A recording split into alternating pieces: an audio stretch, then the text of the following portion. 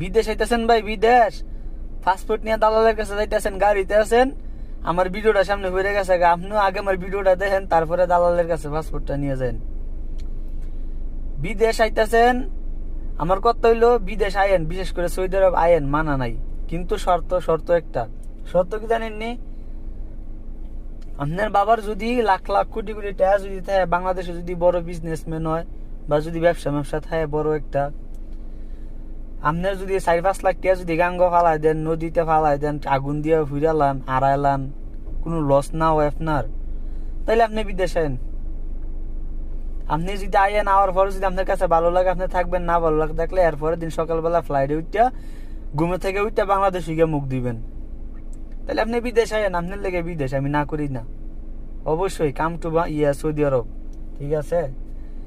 আর বিদেশ আসবেন না কারা, আমি তাদের কই, গরু বেচা, ছাগল বেচা, কিস্তি তুললা, সুদে তুললা, ঋণ কইরা, আত্মীয় স্বজন দইরা, ঠিক আছে, দাঁড় কইরা, এমনে হেমনে যারা বিদেশ আইবেন তাদেরকে কই বিদেশ আইন না।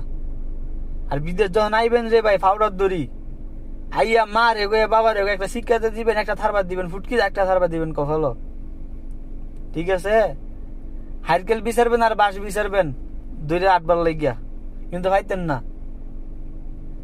এই জন্যই কই, যাদের টাকা ভরপুর আছে একটা রিক্স লইয়া দেখতে পারেন বিদেশ, আর যাদের টাকা নাই জোরাতালি দিয়া তারপরে বিদেশ আইবেন, তাদেরকেও ফাও ধরে কইবে বিদেশ আইন না।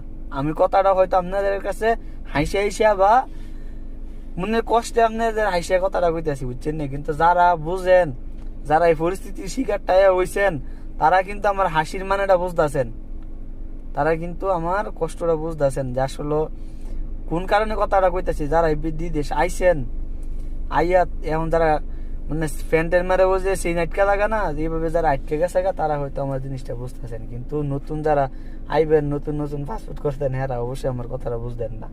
কি লেগে বুঝতেন না? জ্বর না হইলে কিন্তু মনে করেন যে কতটুকু ক্ষতি হয়েছে, তুফান না হইলে বোঝা যায় না, বুঝছেন নি?